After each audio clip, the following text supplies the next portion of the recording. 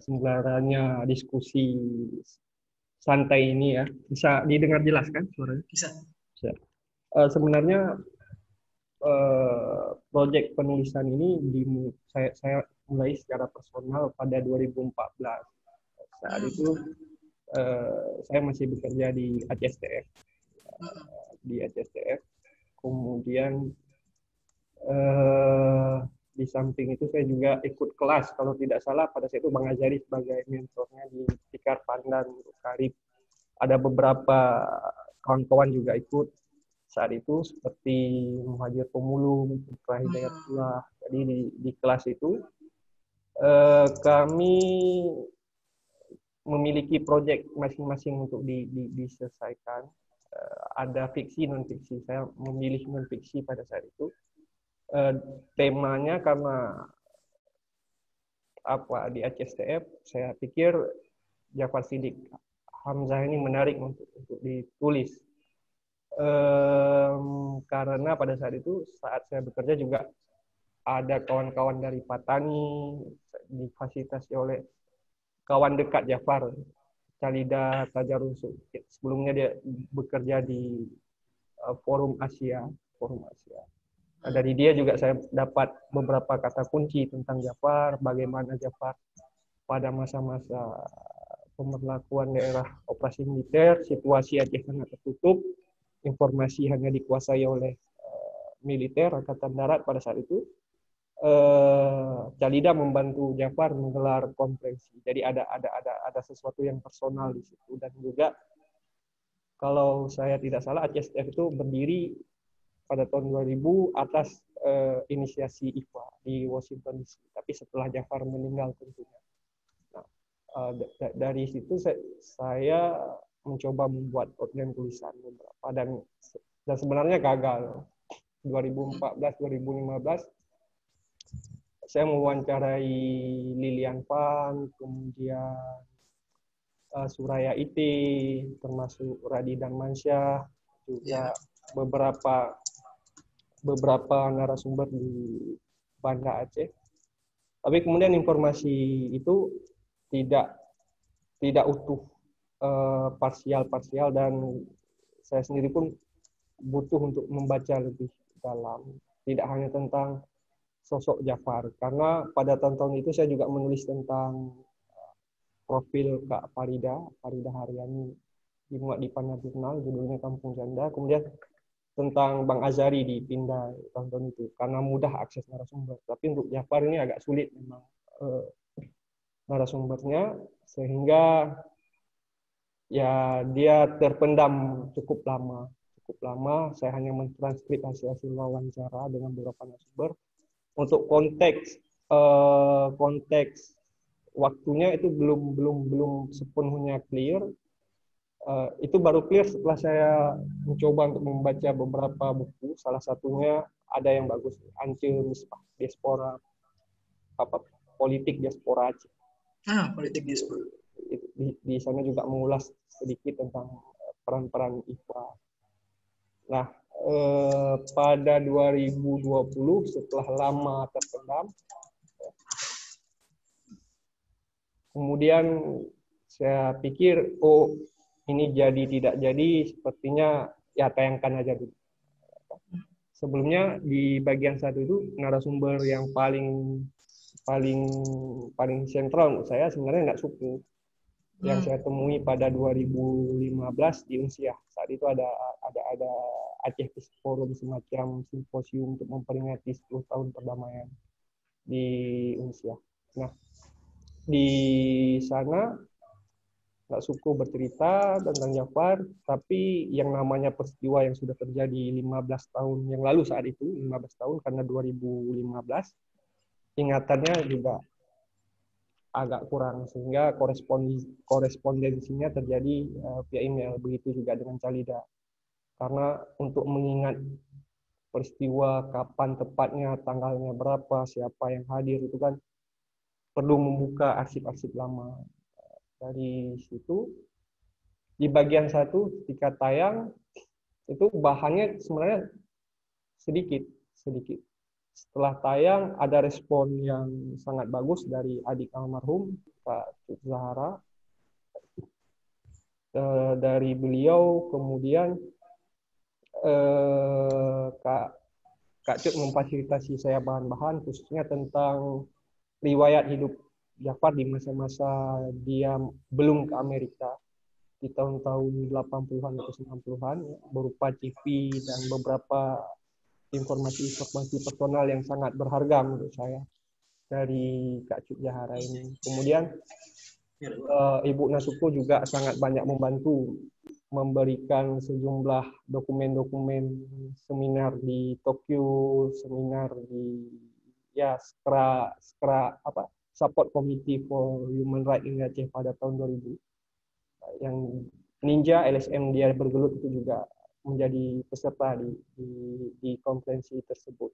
Nah, kalau ditanyakan apa latar belakang, sebenarnya ini standar dalam jurnalisme, profil figur tokoh yang kita anggap penting kita angkat agar dibaca oleh publik. Tidak ada sesuatu yang wah gitu. Standar lah dalam kerja-kerja jurnalisme. Saya pikir demikian, Husna dan Pak Adi. Terima kasih. Benar Bang, kayak Abang bilang tadi, karena profilnya dianggap penting, lalu diangkat supaya dibaca oleh orang lain. Tapi kalau dari Jafar Siddiq Hamzah, meskipun kita sudah baca ya, tapi kalau dari Jafar Siddiq Hamzah, bagian mana yang paling penting perlu untuk diangkat? Dan menurut Bang Firdaus sendiri, orang perlu tahu nih, orang perlu baca, ini penting sekali. Apakah perspektif atau nah, tapi yakin Bang Firdaus punya poinnya sendiri gitu kan, Fuad? Gimana menurut dirimu? Nah, mungkin Bang Firdaus bisa bilang, karena kalau bicara orang yang disiksa, misalnya gitu ya, tokoh-tokoh Aceh gitu kan, itu kan banyak gitu. Tapi kenapa mesti Jafar Siddiq Hamzah? Ya, karena menurut saya dia ini orang yang penting di proses-proses kampanye pelanggaran hak asasi manusia pada masa-masa di Aceh di awal-awal tahun 90. Kita tidak bicara pasca reformasi. Ketika pasca reformasi sudah banyak LSM atau NGO lokal maupun internasional yang mengangkat isu Aceh. Tapi pada tahun-tahun awal pemberlakuan DOM di Aceh, kalau saya tidak salah nanti bisa dikoreksi, itu hanya Amnesty International, kemudian Human Rights Watch dan juga Tapol yang mengangkat isu pelanggaran HAM berat di Aceh itu di level internasional. Nah, ini yang melatar belakangi saya kemudian melihat ini sosok yang menarik di usia yang cukup muda, ya bagi saya 35 tahun itu usia yang cukup muda, tapi dia bisa menunjukkan satu performa yang sangat bagus di level internasional. Dan kemudian saya juga tertarik dengan gagasan-gagasan Jafar, walaupun itu muncul kemudian. Dia tidak hanya bicara tentang Aceh, dia bicara tentang West Papua, dia bicara tentang Timur Leste, dia bicara tentang pelanggaran-pelanggaran HAM di seluruh dunia dan isu-isu kemanusiaan. Karena dia sebenarnya latar belakang sebagai pengacara HAM dan juga lingkungan hidup, dan LBH Medan itu punya peran yang sangat besar bagi dia. Ini hanya berdasarkan bahan-bahan yang saya kumpulkan. Mungkin ada hal-hal yang ini yang belum terangkat, belum diketahui kan, kita juga tidak saya belum sampai ke materi yang komprehensif karena rata-rata narasumber di Aceh itu cukup menutup diri. Mereka tidak ingin, seolah-olah isu ini tentang Jafar ini tidak agak risih ya kalau ditanyakan tentang hal-hal ini. Jangankan untuk memberi wawancara, kadang ya tapi itu biasa dalam proses menggali bahan. Oke, begitu. Ya. Menarik, tadi Abang ada sebutkan bahwa dari sekian tulisan yang sudah diterbitkan oleh Sinar PD berkaitan dengan Bang Jafar Siddiq Hamzah ini yang paling berkesan itu, atau bisa kita sebut tadi yang Abang bilang narsum paling sentral itu Natsuko. Gimana itu Bang? Yang kenapa Abang bilang bahwa Natsuko ini narsum yang paling sentral ya? Adakah informasi-informasi yang baru sekali yang Abang ketahui ketika liputan ini? Bagi saya Natsuko ini sangat banyak membantu dari segi paham. Dia salah satu orang yang benar-benar mengarsip tentang Jafar dengan sangat bagus. Dia punya foto, dia punya tulisan Jafar, dia punya makalah Jafar, dia ingat hari-hari kapan Jafar mengirim email ke dia, tanggal berapa dia berangkat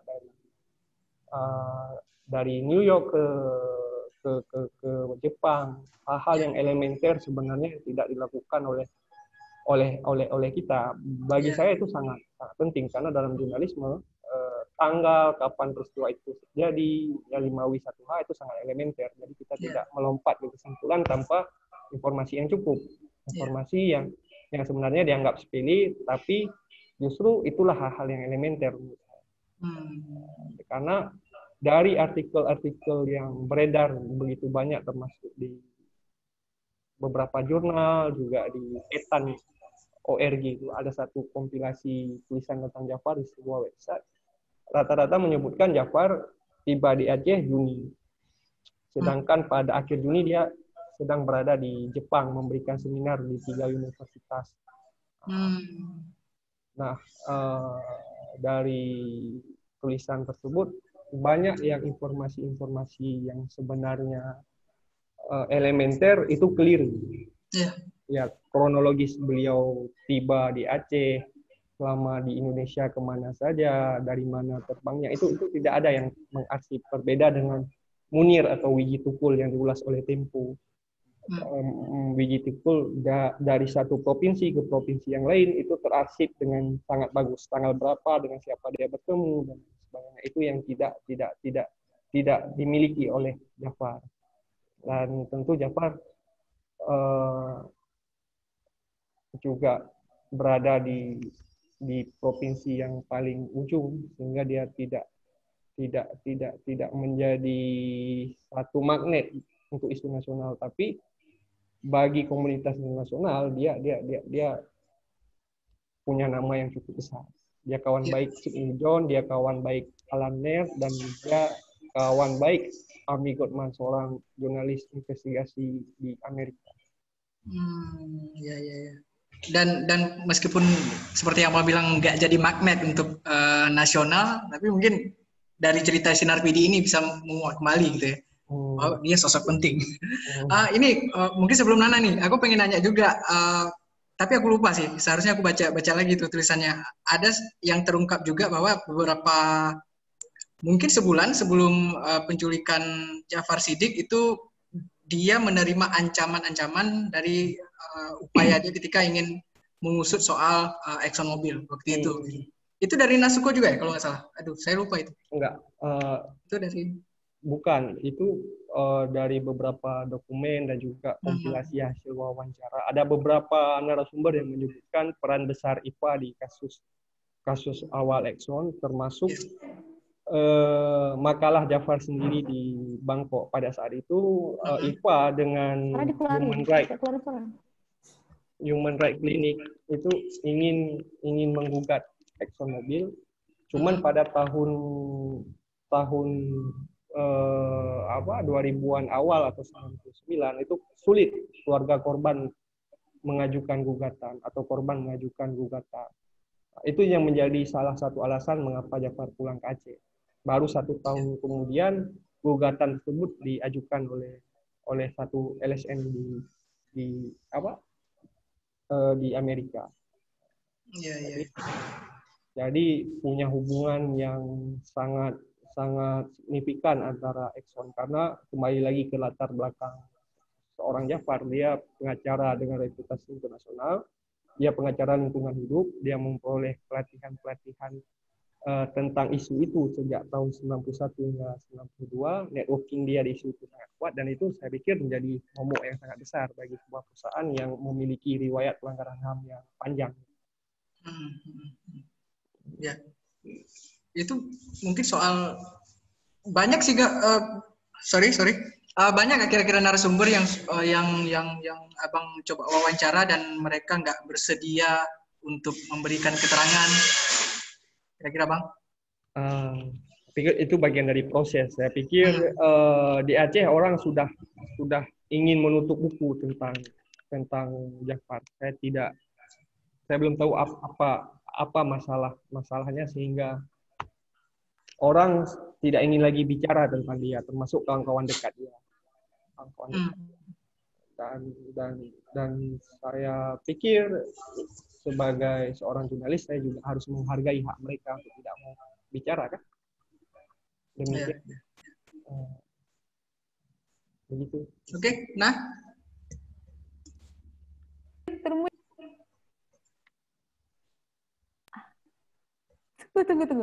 Sorry ya, ini ya sebenarnya kesulitan kita bertemu di ruang-ruang online, selalu ada masalah, termasuk masalah-masalah yang ya tidak substantif. Tapi aku sebenarnya salut loh Fuad sama Natsuko. Aku ketemu Natsuko sekira tahun berapa ya?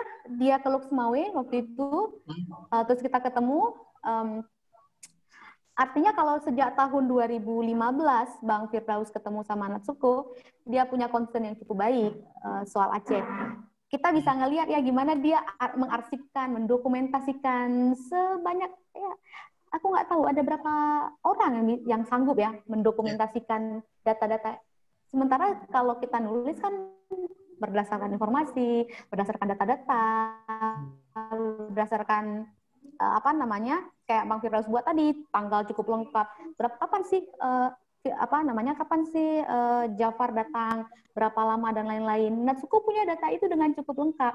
Kukira kalau pemahamanku ya, kalau kita nggak punya data ini, orang-orang akan nganggap ya cerita Jafar Siddiq Hamzah ini ya dongeng aja.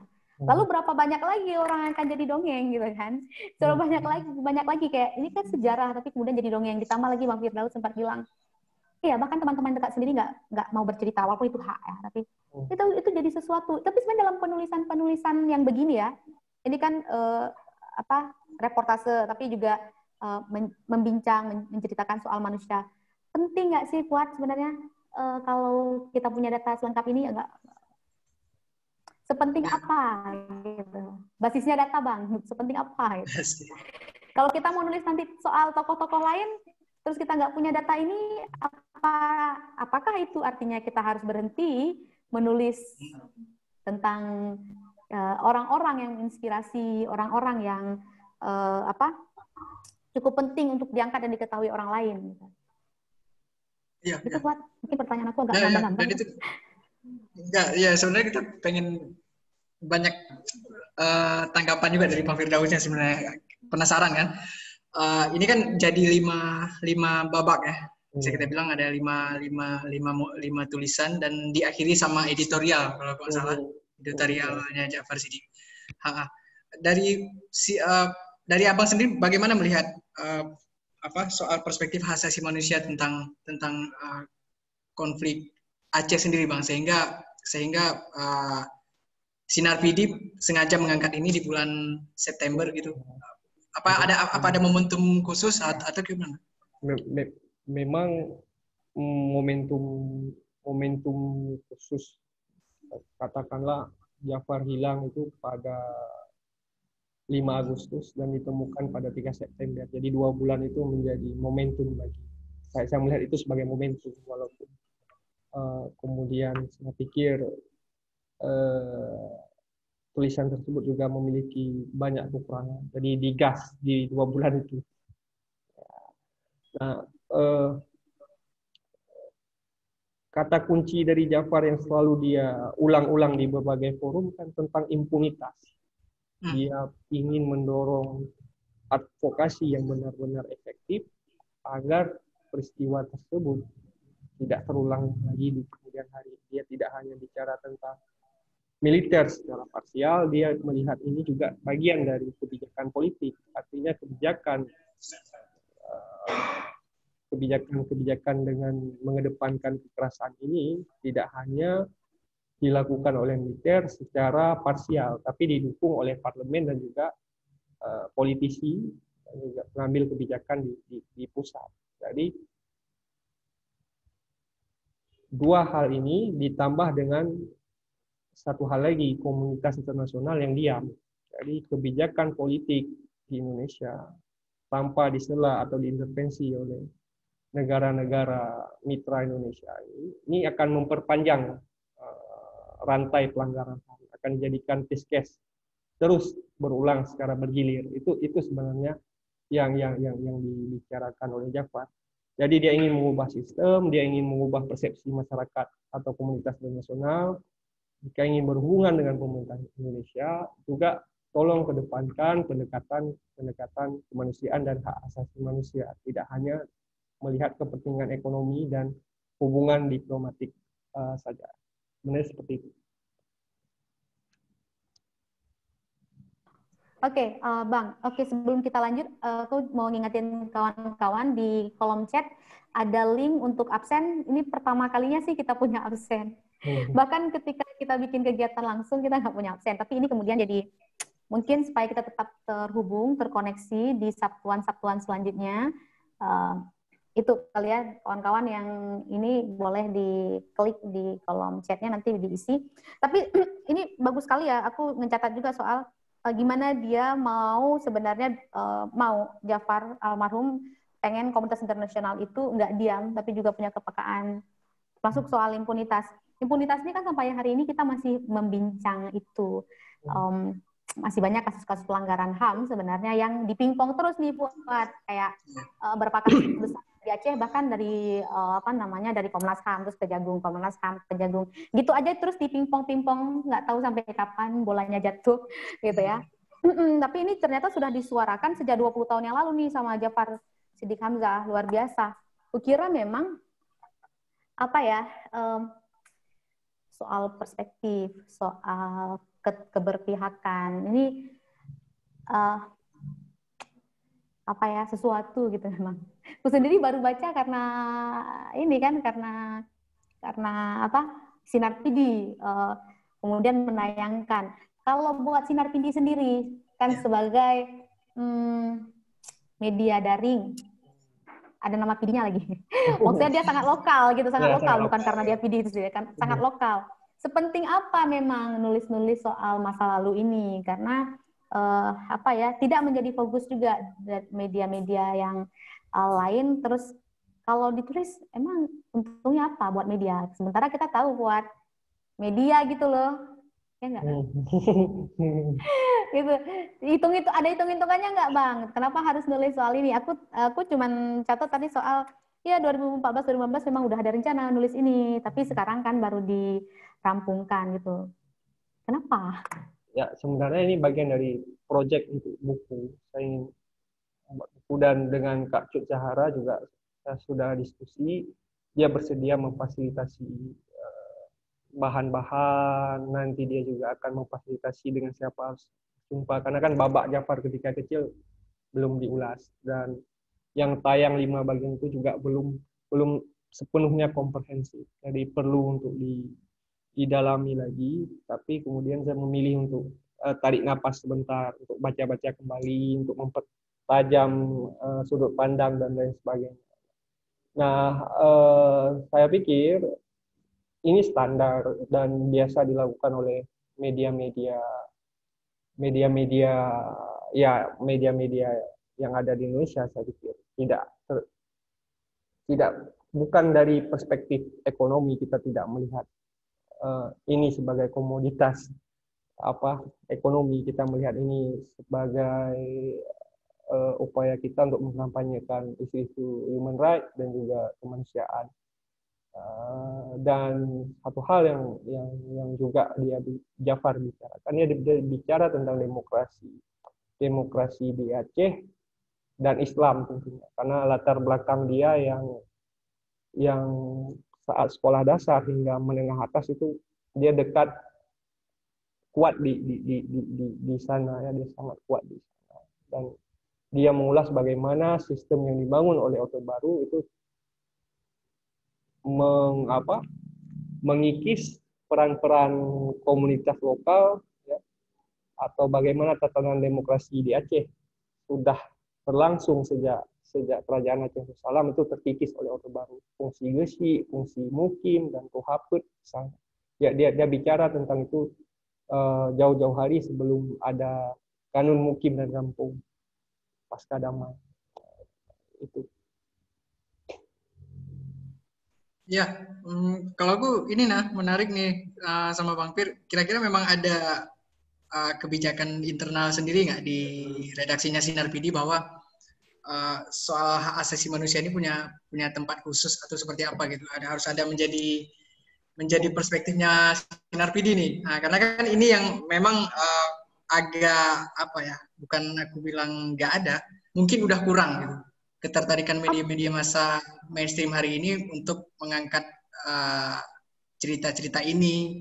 Habis itu bisa juga mengangkat kasus lain tapi dengan perspektif hak asasi manusia itu mungkin sudah agak kurang ya, bisa aku bilang seperti itu ya kalau aku bilang nggak ada gitu. Sehati, aku tadi mau bilang itu juga gitu. Apakah ini akan menjadi satu embrio gitu ya, kayak kita akan selalu punya sudut misalnya nulis gitu. Karena aku kan kayak kita pernah membincang ini ya tulisan-tulisan yang tentang apakah itu tragedi, apakah itu tentang sosok ketokohan yang memang punya keterkaitan dengan DOM, dengan pelanggaran HAM, dengan ya konflik Aceh, itu memang kita kurang kan.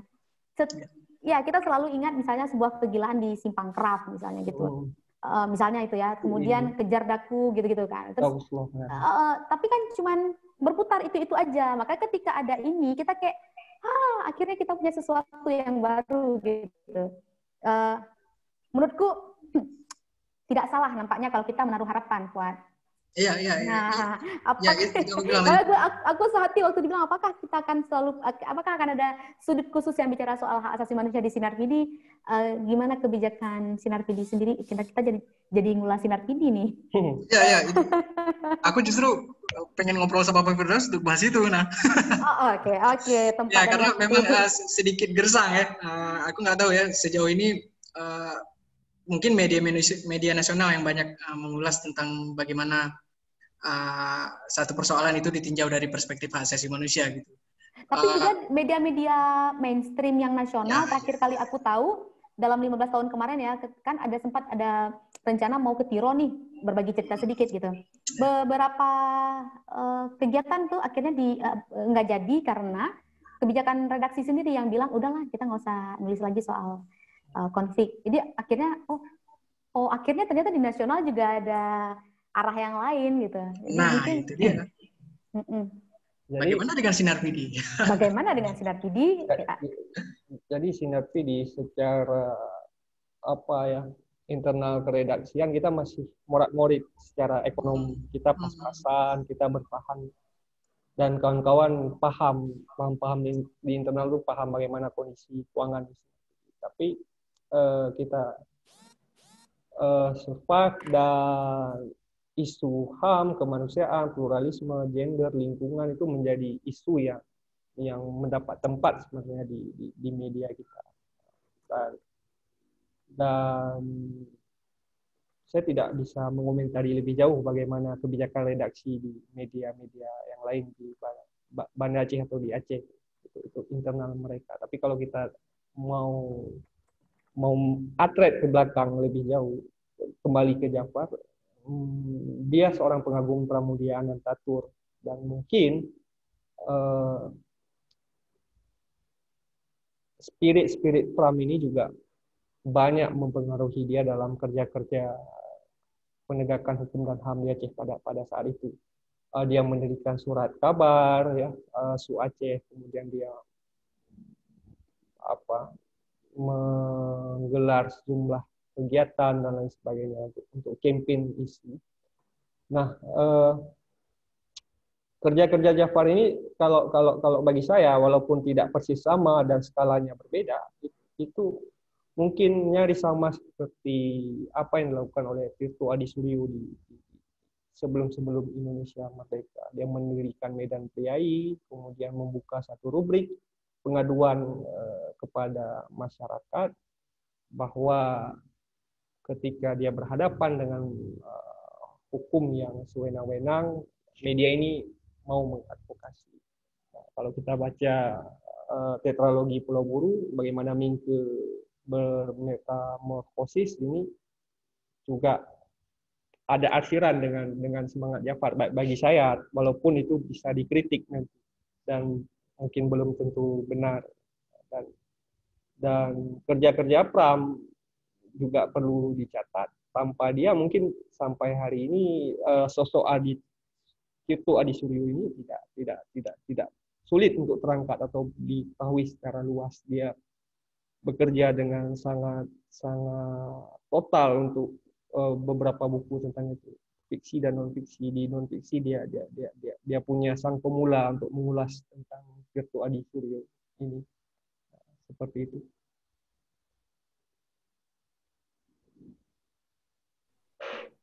Akhirnya kita terkagum-kagum. Aku tadi Su Aceh, kemudian tadi banyak-banyak hal bikin aku berpikir-pikir sebenarnya apa sih energi terbesar dari Jafar Siddiq Hamzah ini ya, sehingga kayak sanggup aja gitu mikirin ini, mau aja gitu. Padahal kan tadi kita udah baca ya, kayak beberapa waktu sebelum penghilangan itu dia juga diancam-ancam kan gitu. Energi apa yang paling besar? Ya. Iya, itu bagus untuk nginjek kita semua kan di tengah layunya semangat kita. Setelah 15 tahun kemarin kayak kita aku sempat wawancara beberapa anak UIN misalnya sebagai bahan ini obrol-obrol gitu. Lo nggak tahu bahwa rumah yang sekarang jadi Dharma Wanita itu, yang udah dibuat jadi TK itu adalah tempat penembakan almarhum Safwan Idris gitu. Semangat kita untuk mungkin berkenang-kenang, menjadikan itu museum atau nyimpan itu sebagai tempat sejarah itu kecil sekali. Kita lebih milih buat merubah bentuk, merubah fungsi. Bahkan kalau aku boleh berbagi, Museum Tsunami itu jauh lebih besar daripada memorialnya yang ada di Kesbang Limaspol. Artinya semangat kita untuk menjaga ini kecil sekali, sehingga energi orang-orang Aceh kayak Jafar Siddiq yang besar untuk membela nyawa, membela hak, kemudian buat media, agitasi dan lain-lain itu besar, tapi kemudian ya dan mungkin juga ada pilihan dari beberapa orang untuk seperti yang kata Bang Firdaus tadi, ada yang memilih untuk memendam cerita-cerita tentang kehilangan keluarga mereka gitu kan. Dan aku pengen nanya sama Bang Firdaus nih, respon terakhir kali yang Bang dapat dari keluarga Bang Jafar Siddiq Hamzah sendiri bagaimana sekarang Bang tentang almarhum? Ya, sangat bagus, dan saya sampai semalam juga berkomunikasi dengan Kak Cut Cahara mengenai akan ada diskusi ini, dan responnya sangat bagus.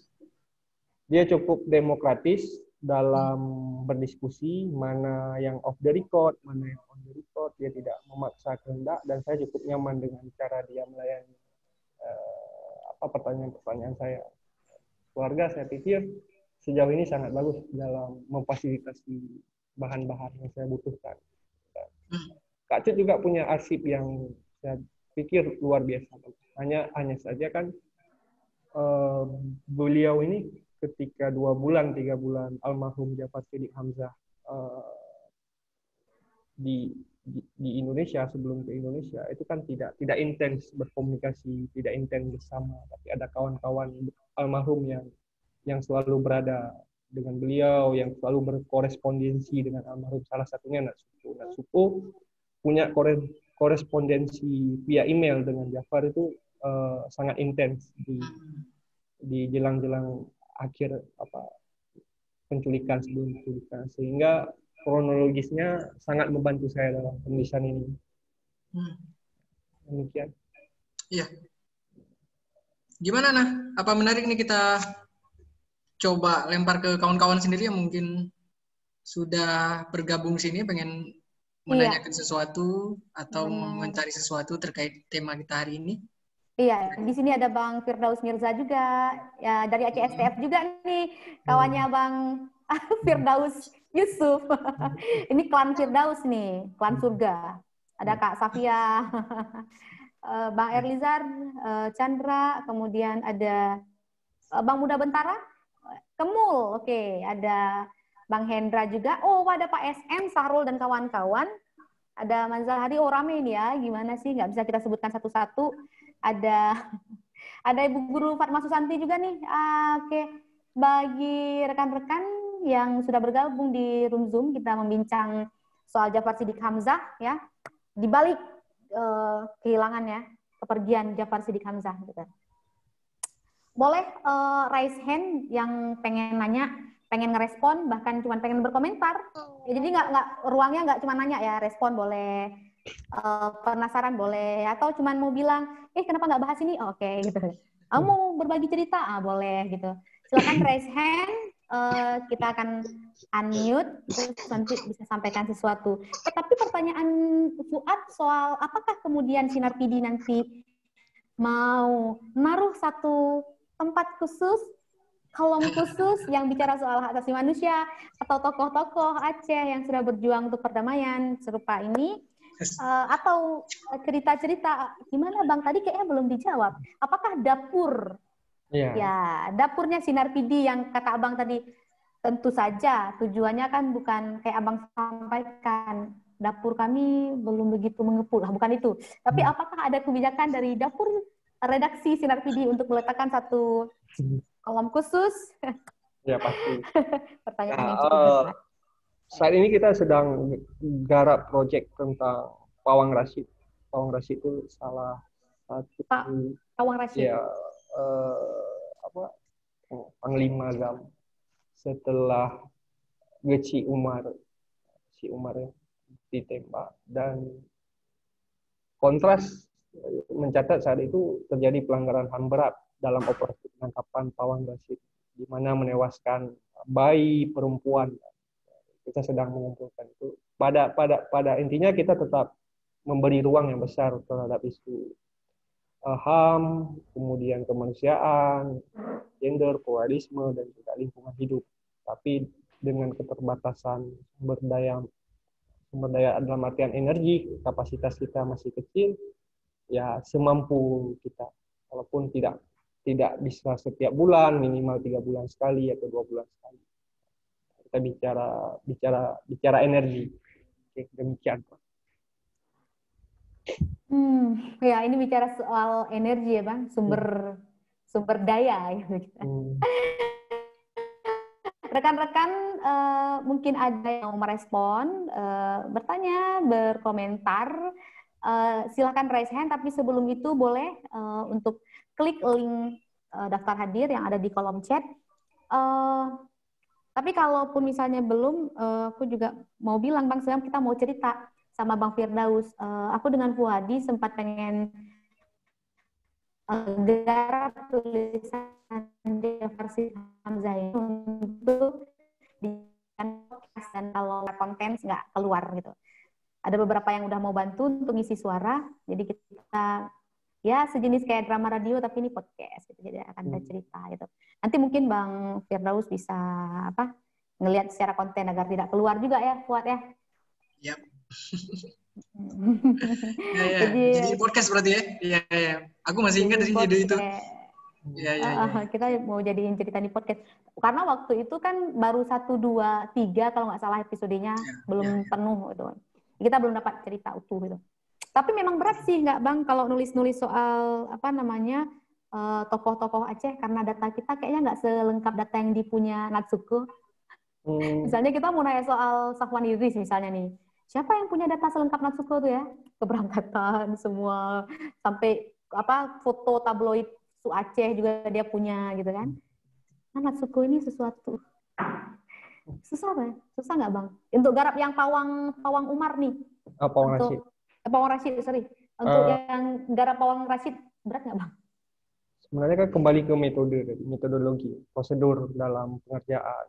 Kalau memang disisir dengan cukup baik, punya aktor liputan yang baik, punya daftar narasumber yang baik, saya pikir itu bukan satu kendala. Investigasi media nasional maupun di luar negeri kan juga sangat sulit akses narasumber dan juga data, tapi mereka berhasil melakukan itu. Bukan itu sebenarnya yang menjadi persoalan. Yang menjadi persoalan adalah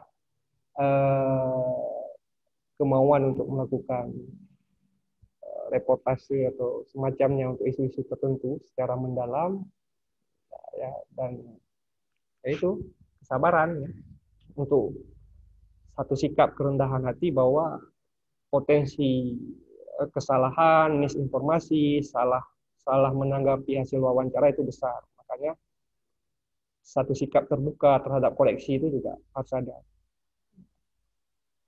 Demikian, Ustaz.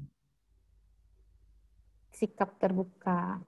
Iya, sikap terbuka untuk koleksi ya.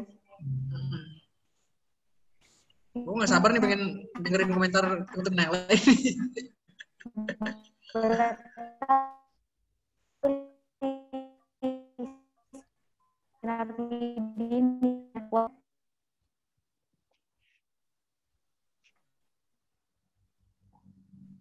Udah putus-putus barusan.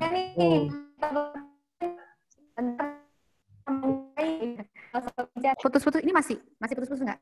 Nggak, udah. Putus-putus nggak? Oke, udah cukup. Ada Pak SM juga nih bersama kita. Ada Direktur LBH nih, Sarko. Mungkin menyampaikan satu dua kalimat. Ada rame nih. Iya nih rame, tapi kenapa nggak ada yang mau bicara ya? Apa ada sariawan atau gimana? Fuad, suaranya masih dimut tuh, masih dimut. Iya, aku nggak ngomong dari tadi. Bang, tapi aku mau nanya yang aku ngomong boleh? Aku mau ya, nanya ini. Ada yang mau ngomong? Boleh kali, silakan. Hai Bang Firdaus. Oke. Hai. Teman-teman lainnya, mudah-mudahan dalam keadaan sehat. Tidak ada yang substantif terhadap cerita ini yang mau saya komentari karena pengetahuan saya terhadap ini juga masih sangat kurang. Setidaknya dengan ada sajian dari Sinar PD, membuat generasi seperti saya ini yang pada saat itu masih kecil, tidak mengalaminya, hanya mendengar cerita sepintas, tapi dengan ada pemberitaan ini, membuat semakin jelas dan sangat membantu untuk ada perilaku negara yang sangat kejam terhadap orang-orang baik yang coba membantu isu-isu kemanusiaan. Nah, selain daripada itu, akhirnya Aceh punya harapan baru terhadap media yang mulai konsen kembali, walaupun cuma baru satu. Aku belum melihat ada media lain setajam Sinar PD untuk saat ini. Nah, harapan sama seperti yang disampaikan Fuadi dan Nana tadi, Sinar PD mempunyai kolom khusus untuk isu hak asasi manusia dan memberi ruang kepada apa istilah wartawan rakyat itu, Bang Firdaus, ada istilahnya yang reporter bebas. Citizen reporter. Citizen reporter untuk jurnalisme warga untuk mengirim berita tulisan terkait hak asasi manusia, kemudian dimuat di Sinar PD. Nah, harapan saya itu diberi peluang, Bang Firdaus. Mungkin itu saja, Nana dan teman-teman. Baik, terima kasih Bang Bro. Ya, rekan-rekan masih mau mengingatkan ya, untuk boleh ngisi link daftar hadirnya, semata-mata hanya untuk saling kenal, menguatkan. Nanti kalau ada informasi tentang Sabtuan Next yang mau join bisa gabung lagi. Tapi tadi jadi ngingat nih karena si Bro bilang soal ya Sinar PD, kita sempat bahas juga nggak sih Fuad soal ada beberapa investigasinya Sinar PD yang cukup tajam dan berani. Iya. Iya. Karena tadi beberapa kali Firdaus bilang, ya kita ini adalah media yang secara ekonomi belum kuat. Kalau belum kuat kok berani kali bikin investigasi gitu ya, yang tajam-tajam, mengerikan dan berpotensi diancam-ancam gitu. Berpotensi juga nih dihancurkan medianya. Kenapa? Atau Apa atau sih? atau mungkin itu bisa diawali dengan tanggapan apakah setelah ulasan soal Ja'far Siddiq Hamzah ini terbit, kira-kira ada apa Telepon ya, masuk? atau komplain atau apa, atau ya ada yang bilang oh ini keliru informasinya atau seperti apa Bang? Ada yang silaturahmi nggak, Setelah Bang? itu. Nah, Ada yang silaturahmi nggak? apa yang saya maksud, energi kita masih minim, kemudian secara finansial kita masih dalam kapasitas produksi berita, misalnya untuk isu HAM atau investigasi atau laporan mendalam, mungkin kita tidak bisa sajikan tiap minggu atau dalam 3 hari sekali dan sebagainya. Tapi upaya ke situ tetap kita lakukan. Hanya rentang waktunya saja mungkin agak lama, memakan banyak waktu, makan banyak energi dan tentunya juga biaya. Tapi tidak akan berpengaruh terlalu besar terhadap semangat kita untuk itu atau kerja-kerja kita untuk itu. Untuk investigasi tadi tentang apa, Osna? Tadi lupa saya. Ada beberapa ya soal cawit. Tapi Bang, aku sebenarnya mau ngulas di bagian kelima sedikit. Kok soal investigasi kita kemarin sempat ngobrol, Sinar PD punya beberapa berita yang cukup tajam gitu. Jadi dan ini berani kali gitu, karena kita mau ngobrol sama tim rednya, kita lihat dulu ini mereka punya investigasi apa aja nih gitu, tajam-tajam. Di bagian kelima cerita Ja'far Siddiq Hamzah itu, ini kan udah 20 tahun ya. Hasil otopsi memang nggak pernah disampaikan ke publik memang satu. Oke, fakta satu, keluarga yakin sekali bahwa itu adalah almarhum Ja'far Siddiq Hamzah, meskipun wajah dan bagian lain itu sudah dirusak cukup parah gitu. Bagian kedua, hasil otopsinya yang tidak dikeluarkan ke publik, yang tidak disampaikan ke publik. Tes DNA juga gitu. Terus artinya di sini kalau kata Kak Cut Zahara, statusnya kalau menurut hukum masih orang hilang, meskipun bagi keluarga enggak, beliau ada gitu. Apakah keluarga masih menuntut status hukumnya? Satu, kemudian kalau sepengetahuan Bang Firdaus sendiri misalnya, itu yang megang hasil DNA dan lain-lain, karena udah 20 tahun ya, siapa sih Bang yang megang gitu? Ya, terakhir saya juga wawancara dengan adik ipar almarhum Ja'far Siddiq Hamzah, Susi, yang di Medan. Dia ini yang punya peran yang sangat besar dalam mengumpulkan bukti-bukti bahwa itu Ja'far. Misalnya bekas operasi, kemudian bekas gigi yang dicabut. Dia ke tempat praktik dokter gigi, mengambil riwayat medis dan sebagainya. Dia mencari dengan begitu detail ciri-ciri fisik Ja'far. Satunya benjolan-benjolan di kepala yang bawaan lahir.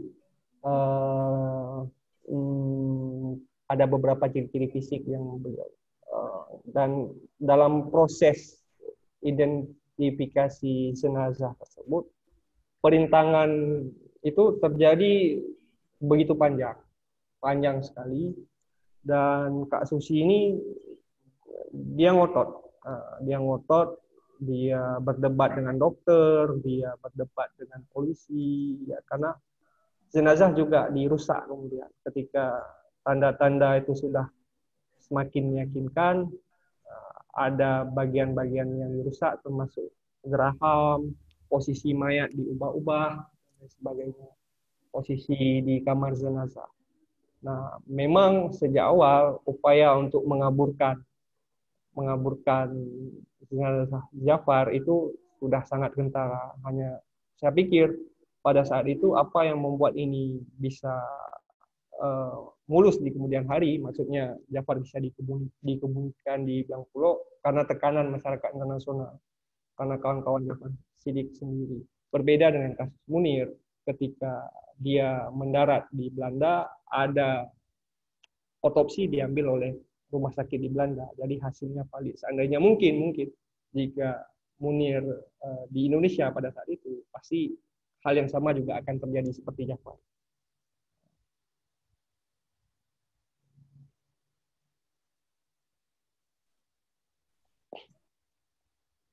Oke. Iya, aku ini kolom komentar di room chat ini banyak sekali ini, Nah. Bener. Bahkan Ya, dari dan yang aku terakhir tadi ini baru keren baca. nih dari Muda Bentara nih, yang Muda Bentara ya. Iya. Dia Dulu bilang reportase kalau yang seperti ini kolom-kolom dihadirkan begini oleh news. Pantau, kemudian oleh Aceh Feature, lalu pindah ya, dan kini keseriusan ini tanggung jawabnya diambil alih oleh Sinar PD. Ya. Jadi Kan menjadi bebannya nih. bersama. Ya, tanggung jawab bersama. Oke, teman-teman lain, ini mungkin ada yang ingin memberikan komentar. Dipersilakan dengan sangat. Halo. Siap ya. Bang Iskandar. Ini siap ya, oke. Rekan-rekan yang nggak bicara boleh di-mute ya. Bang Halo, Iskandar ya, Nana. silakan Bang. Iya, halo Bang. Silakan. Ya, Assalamualaikum warahmatullahi wabarakatuh. Waalaikumsalam. Senang bisa bersilaturahmi di dalam dunia yang sedang dirundung musibah ini. Tentunya ketika bicara soal almarhum Bang Jafar Siddiq, secara pribadi saya harus meneteskan air mata karena beliau sangat banyak membuka mata internasional dengan IFA-nya, International Forum for Aceh. Salah satu yang dibuka pandangan soal Aceh itu adalah Lilian Fah oleh Bang Jafar almarhum. Dan hal itu yang membuat Lilian sangat fokus pada isu Aceh sana dengan Jafar. Jadi ketika tahun 2000 kita Kokman di kantor Nasam itu ada Maskra Subkomite Human Rights for Aceh hadir banyak lembaga dari yang dibuat oleh IFA, dan ketika peserta IFA datang, Maskra datang, almarhum Bapak Siddiq memberi semangat, artinya perjuangan masih ya, anggaran HAM dan tidak terlihat ada ketakutan di wajah beliau. Artinya nggak ada misalnya dia akan diteror, diancam atau keselamatan hidup. Yang ada di wajahnya yang kita lihat adalah bagaimana pelanggaran HAM ini dan isu-isu pelanggaran itu harus disuarakan secara internasional. Dan ketika kita bertemu dengan beliau juga tidak ada sikap apatisme tentang perjuangan pelanggaran HAM yang akan disuarakan. Ini hal-hal yang pernah saya rasakan ketika mungkin bertemu ya. Dan bagus sekali misalnya tentang sepak terjang dan juga apa yang dilakukan oleh beberapa media seperti yang disampaikan oleh di dalam chat di grup Zoom ini, itu diulas lagi. Dan ini terima kasih kepada Sinar PD. Karena bagi kita orang yang pernah hidup di zaman konflik, hal-hal seperti masih terekam dengan bagus di otak ya. Mungkin itu dariku sementara. Oke, terima kasih Bang Iskandar. Rekan-rekan, mohon maaf, Kak Ayu, mohon maaf ada backsound, ada suara berisik ya. Terima kasih sudah bercerita sedikit Bang Is, ini bagus juga buat kita ya. Mungkin ini yang tadi disebutkan sama Bang Firdaus kali ya, bahwa Jafar Siddiq Hamzah bicara banyak juga soal impunitas gitu. Hari ini kan begitu nih, siapa yang melakukan penculikan, penganiayaan terhadap beliau, pembunuhan terhadap beliau, kan juga sampai 20 tahun nggak tahu siapa gitu, nggak dicari juga, nggak ketemu orangnya. Jadi memang yang diperjuangkan tuh memang sampai sekarang masih kuat. Jadi memang sangat apa ya, memang yang dikhawatirkan itu memang sangat terjadi sampai sekarang lah sebenarnya gitu. Ya nggak sih? Iya, iya, iya. Dan ini juga walaupun kita nggak berharap Sinar Midi bisa bisa apa ya membuat reportasenya sampai mengungkap pelaku, kan ini memang agak Ya. sulit ya. Tapi apa sih apa ya fakta-fakta yang paling dekat Bang untuk hampir sampai ke sana, kira-kira apa yang Abang dapatkan? Kalau boleh di-sharingkan di sini sih. Eh, saya melihat dia pulang pada saat jeda kemanusiaan ditandatangani pada Mei. Juni dia di Bangkok, menghadiri sejumlah seminar dan lain sebagainya. Dan kembali lagi pada saat itu pasca reformasi 98, isu-isu pelanggaran HAM selama pemberlakuan darurat militer ini kan muncul ke permukaan. Ada banyak LSM lokal, ada banyak LSM nasional, regional, dan nasional yang memblow up isu itu menjadi besar. Nah, salah satunya itu Exxon, pelanggaran HAM di Rancho, dan itu menjadi isu yang sangat sangat besar pada saat itu mungkin karena saya tidak hidup pada masa itu. Tapi Jafar memberikan sejumlah wawancara di Demokrasi Now, presenternya Ami Goodman, menghadirkan seorang mekanik dan bicara tentang bagaimana pelanggaran HAM di Aceh dipraktikkan, itu tidak terlepas dari keberadaan ExxonMobil, ya dukungan logistik dari Exxon terhadap militer di Indonesia. Sehingga bagi IFA, bagi Jafar, penting Amerika memutus dukungan logistik, dukungan apapun terhadap militer Indonesia sebelum pelanggaran HAM ini dihentikan dan diungkap. Jadi sebenarnya yang dilakukan oleh Jafar, dia mempush komunitas internasional, dia juga bicara memberikan kesaksian di Kongres ya, untuk menghentikan bantuan-bantuan pelatihan-pelatihan militer kepada militer Indonesia. Karena praktik pelanggaran HAM itu sangat sangat besar di Exxon. Ya, satu pos statis mereka kan Kopassus ada di sana.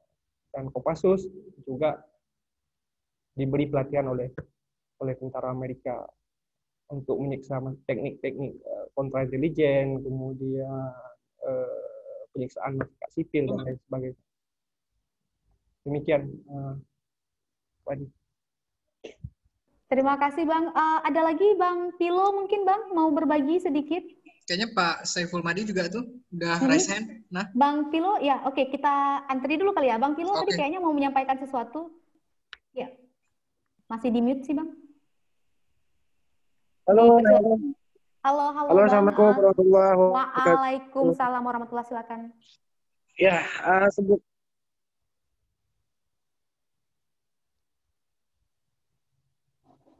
Dengaran? Bisa nggak? Oke. Ada suara nggak ya? Oke, sudah. Oke, sebelumnya saya gimana? Assalamualaikum warahmatullahi wabarakatuh. Sebelumnya kita patut mengapresiasi Sinar PD di bawah Bang Firdaus, selamat Tuput, selamat sore, karena mengangkat sebuah kasus yang sudah sangat lama ditunggu-tunggu sebenarnya. Sebenarnya saya harus banyak baca-baca lagi nih terkait Pak Jafar ini, karena sosok dia sebagai salah satu orang yang mengkampanyekan keadilan HAM di luar negeri, khususnya dunia internasional, dan memberitahu kepada Indonesia khususnya bahwa pelanggaran HAM itu terjadi di Aceh dengan sangat tidak manusiawi. Saya berharap memang Sinar PD ini menjadi corong untuk mengungkap berbagai kasus pelanggaran HAM yang sampai saat ini saya kira belum tuntas di belum tuntas benar-benar dipikirkan oleh pemerintah Indonesia. Misalnya banyak juga kasus Arakundo, kasus Betong Ate, rumah gedong dan sebagainya, Jambu Kepo, Kampung Janda.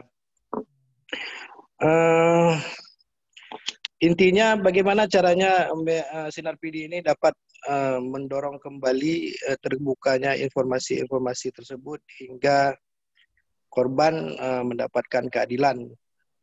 Saya sangat setuju dengan artikel-artikel sini karena memompa semangat kita kembali untuk mengingat bagaimana kekejaman Indonesia khususnya kepada Aceh hingga ribuan nyawa masyarakat yang hilang. Bang Firdaus, saya angkat tangan nih. Tapi dua belajar dengan artikel yang abang produksi ini. Saya harap Bang Fir tidak berhenti untuk menulis artikel serupa dan mungkin nanti setelah saya membaca itu saya pulang ke Aceh dan mungkin bisa kerjasama untuk menggali berbagai informasi lain yang memang sampai saat ini belum dapat dibuktikan dan mengadili pelanggaran HAM di Aceh. Oke, itu aja mungkin yang ingin saya sampaikan. Terima kasih. Wassalamualaikum warahmatullahi wabarakatuh. Waalaikumsalam warahmatullahi wabarakatuh. Bang, sebelum kita ke Pak SM, saya mau bacakan satu chat nih darinya Azhari.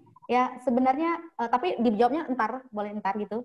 Bang Firdaus, ada pembahasan mendetail tentang gugatan masyarakat Aceh terhadap ExxonMobil di pengadilan Amerika? Itu mungkin nanti bisa dijawab. Tapi sebelum itu kita bergerak maju dulu ke Pak SM yang tadi kan udah ini. Pak SM. Pak SM. Pak SM. Jangan-jangan Pak SM nggak dengar kita. Pak SM. Nah, karena Pak SM belum respon kayaknya. Oh, udah, oke, siap. Makasih. Assalamualaikum warahmatullahi wabarakatuh. Waalaikumsalam. Makasih kawan-kawan semuanya untuk kesempatan ini. Yang pertama, selamat untuk Firdaus dan kawan-kawan di Sinar PD untuk kerja hebatnya. Ya. Ada kawan saya yang baca dan mengikuti bersama saya tulisan-tulisannya, dia bilang komentarnya ini kalau di Amerika layak dapat Pulitzer. Oh, belum Pak. Jadi penulis Pulitzer itu ya profilnya kayak Firdaus inilah. Jauh, Pak. Wah, saya yang pertama komentar, tentu saja saya terima kasih. Kebetulan saya nggak berani bilang temannya Jafar Siddiq, mungkin muridnya atau orang yang pernah berhutang budi pada beliau lah ya. Karena yang saya ingat dan tak mungkin saya lupakan bagaimana beliau sibuk menyambut kami ketika pertama sekali tiba di kota New York City. Putra menginap di rumah beliau, di apartemen beliau ya.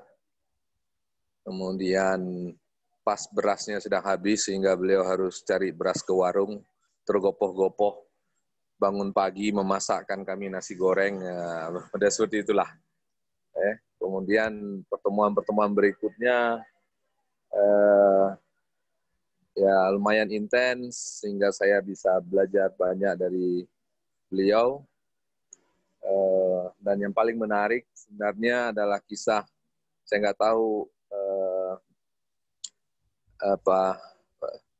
kisah sebelum hari-hari beliau menjelang pulang ke Aceh, pulang ke Indonesia yang kemudian menjadi momen naas beliau ya, momen terakhir gitu ya, karena saya tahu persis kami di sana di New York waktu itu dan kawan-kawan yang lebih senior dari beliau, orang Aceh yang sudah lama di New York City, berseloroh dengan mengatakan Bek nuwo, ipa abih nu. Ya. Di cerita seperti itu, saya masih ingat sampai sekarang. Kemudian, dan yang mungkin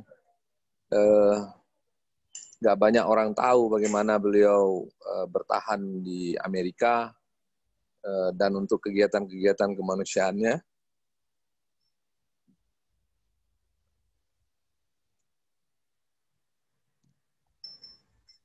Iya, Pak. Sorry.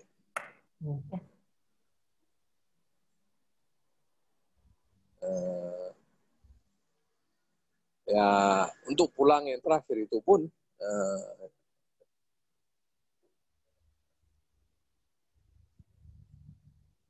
almarhum itu seperti untuk semua kegiatan kemanusiaannya dan kegiatan perjuangannya untuk membela HAM.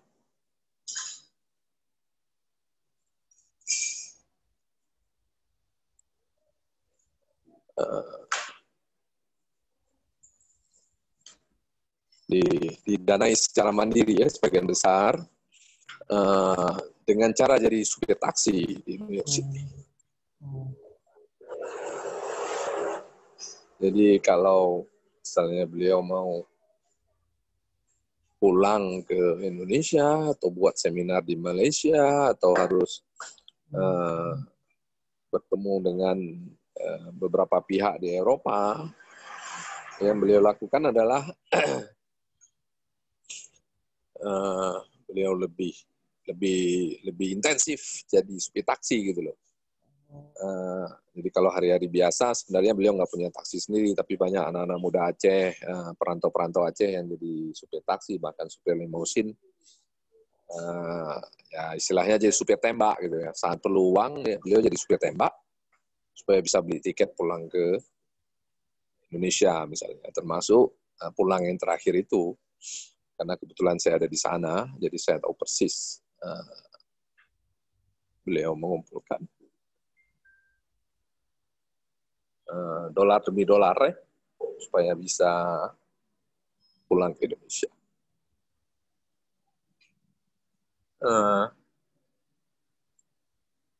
Sorry. Jadi sebenarnya yang dilakukan oleh Firdaus dan kawan-kawan Sinar Pidi luar biasa.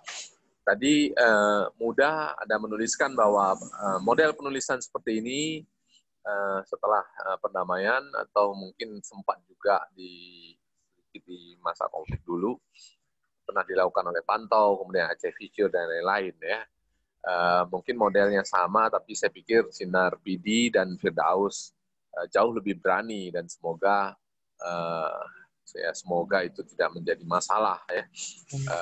Karena apa? Karena mestinya dengan iklim demokrasi yang kita punya, walaupun mungkin sekarang terjadi penyempitan ruang sivik ya, ruang sivik semakin sempit, tapi ya setelah reformasi sebenarnya kita berharap tulisan-tulisan seperti ini atau reportase seperti ini sudah lebih banyak dan sudah berani dilakukan oleh lebih banyak pihak ya. Jadi saya salut dengan Firdaus dan kawan-kawan Sinar Pidi.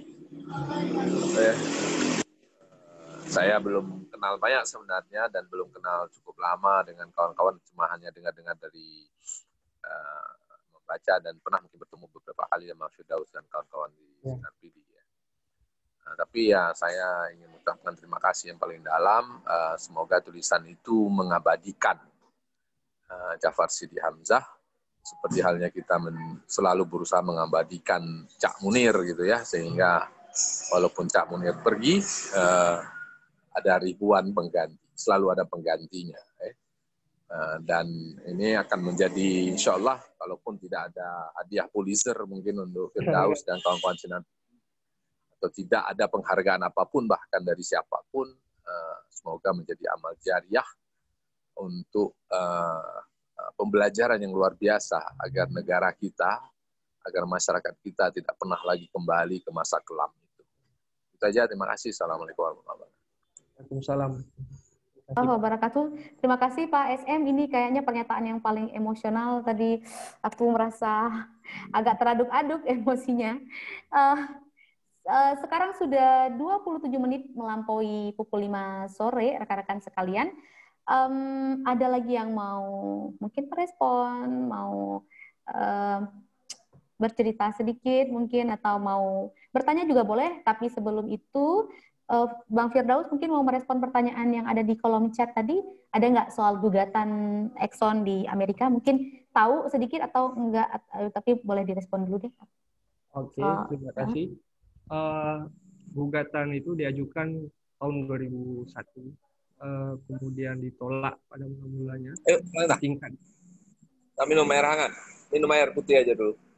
Nggak mau. Kemudian di tahun 2011 diterima di tingkat banding kalau saya tidak salah. Dan ada 11 warga, identitasnya semua dirahasiakan demi keamanan dan keselamatan mereka.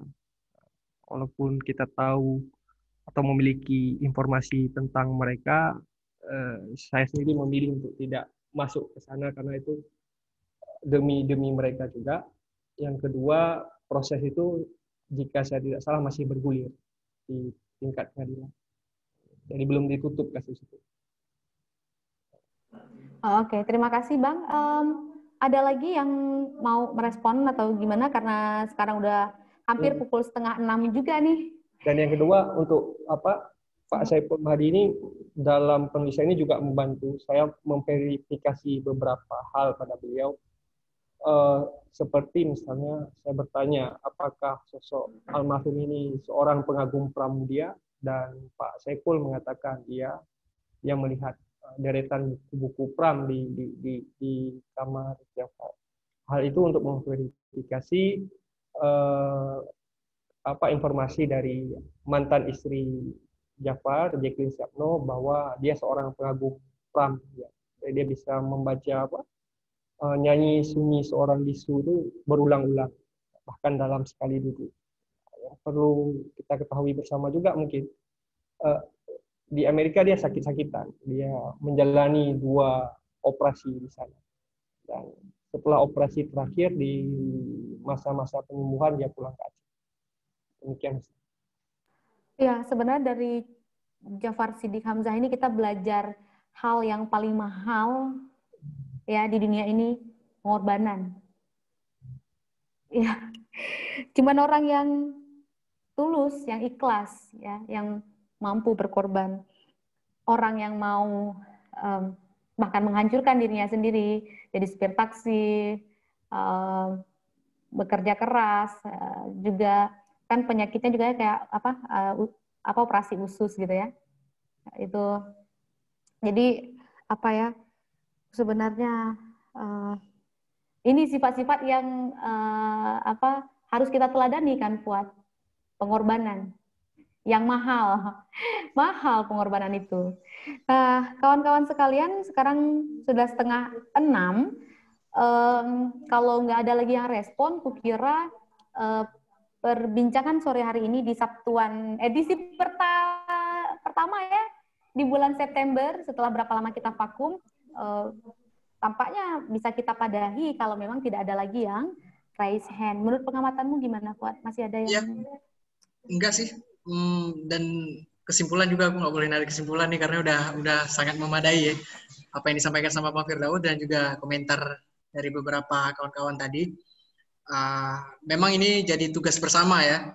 Jadi kalau aku lihat kayaknya orang banyak sekali berharap sama Sinar PD untuk bisa melanjutkan reportase serupa ini ya kasus-kasus yang masih lama. Dan tadi juga Pak Firdaus bilang bahwa dengan SDM yang terbatas, dengan secara finansial juga masih terbatas. Jadi ini tugas kita bersama sih. Banyak ya lembaga-lembaga asasi manusia juga. Iya, termasuk mengisi ruang-ruang yang disarankan oleh Sahrul tadi, akan ada jurnalisme warga misalnya gitu ya. Betul sekali. Nah itu jadi aku kira akan membantu sekali, ya nggak Fuad? Iya, betul. Tapi sebelum kita close, tampaknya aku mau menyisakan sedikit sebelum nanti Firdaus akan kasih closing statement juga. Aku mau berbagi juga pertanyaan dengan rekan-rekan sekalian.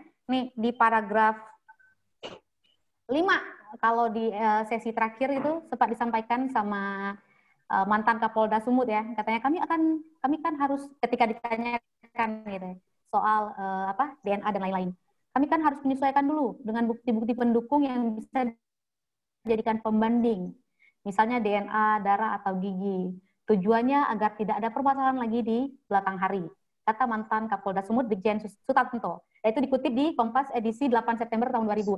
Ini bulan September 2020, 20 tahun sudah berlalu, aku nggak tahu berapa puluh tahun lagi kita butuh menyesuaikan dulu dengan bukti-bukti pendukung. Kita perlu, kalau lagunya Yuni Shara sekarang atau 50 tahun lagi, kita nggak tahu berapa lama, gitu ya.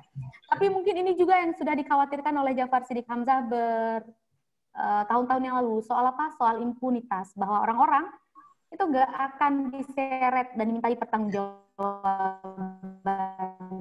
Dan itu terjadi ke semua kasus pelanggaran HAM, Fuad. Gitu. Darimu ada lagi? Aku selalu kehabisan kata-kata ini. Enggak, langsung aja nih, kayaknya menarik nih nyimak statement terakhir nih. Mungkin ada yang pengen Bang Firdaus sampaikan. Oke, terima kasih. Silakan, Bang. Semuanya. Yang pertama, saya ingin mengulangi bahwa penulisan ini standar dalam jurnalisme. Itu banyak dilakukan oleh rekan-rekan media yang lain. Yang kedua, bahwa banyak juga baik individu, komunitas, dan lembaga yang melakukan hal yang sama. Pak Otto juga menulis tentang tragedi Bantakiah, ada laporan Kontras, ada laporan LBH. Jadi semua sebenarnya berkontribusi sangat besar dalam kerja-kerja hak asasi manusia di Aceh. Menurut saya seperti itu. Dan yang kedua, untuk konteks pers di Aceh, saya pikir media-media lainnya di Aceh juga melakukan hal yang sama, mungkin dengan pola yang berbeda, pola ungkap yang berbeda. Tapi jika kita mundur agak sedikit ke belakang di tahun-tahun 30-an, Aceh itu punya penulis yang kaliber jurnalis yang kuat-kuat pada saat itu. Ada Karim MS, dia pendiri Utusan Rakyat, kemudian ada HM Jainuddin di Penyedar dan juga Seruan Kita. Nah, mereka semua itu base-nya kalau saya nggak salah dari Pewarta Deli, Adi Negoro. Dan spiritnya, spirit melawan kolonialisme, imperialisme. Ya. Jadi kita punya penulis atau wartawan yang sangat-sangat kuat pada tahun-tahun 30-an. Dan itu masih bisa kita pelajari, kita ambil semangat. Bukan berarti menafikan kondisi kekinian. Punya sastra yang karya-karya sastra yang cukup bagus. Ada banyak penulis-penulis Aceh yang hari ini juga menulis dengan sangat bagus. Dan bagi saya pribadi kontribusi Tikar Pandan dalam teknik penulisan sangat besar. Kontribusi Azhari dalam mengkritik teks, dalam menyusun outline, memilih narasumber itu juga besar. Jadi ini tidak dilakukan oleh saya seorang suatu individu, tapi dengan bantuan begitu banyak orang-orang yang membantu narasumber yang baik, menyediakan bahan, menerima setiap atau melayani setiap pertanyaan-pertanyaan saya tanpa lelah dan tanpa jenuh. Saya kira demikian dari saya. Husna dan Wadi, terima kasih. Oke, terima kasih Bang. 1 menit boleh? Iya, silakan. Wah, tadi ada yang terlupa saya ingin sampaikan.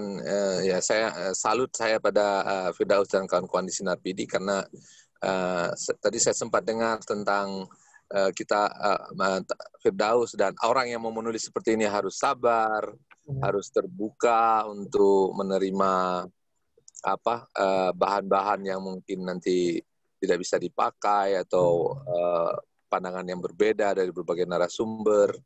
Dan kemudian barusan ini juga luar biasa ketika Firdaus ternyata benchmarknya nggak tanggung-tanggung ya, para jurnalis hebat tahun 30-an yang berasal dari Aceh, dan ini kembali memberi harapan lah untuk kita bahwa ternyata luar biasa anak muda Aceh sekarang. Terima kasih. Ya, terima kasih Pak. Iya, rekan-rekan sekalian, 5:30 udah ya, lewat 5:30. Wadi, kita tutup nampaknya diskusi kita pada sore hari. Di Ya. Banda Aceh, di Kutaraja hujan mulai turun. Baru Saya turun nggak hujan. tahu apakah di PD. Bang Firdaus apa di mana nih di PD? Belum. Iya, di Sigli. Di PD ya. Di Kutaraja hujan turun deras sekali.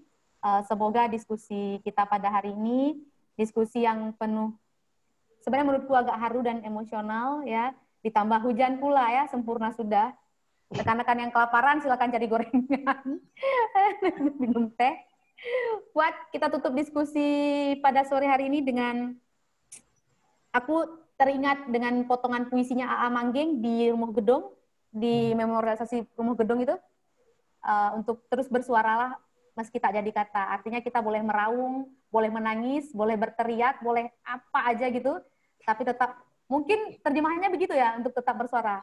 Bersuaralah meski tak jadi kata. Aku tiba-tiba teringat itu. Ya.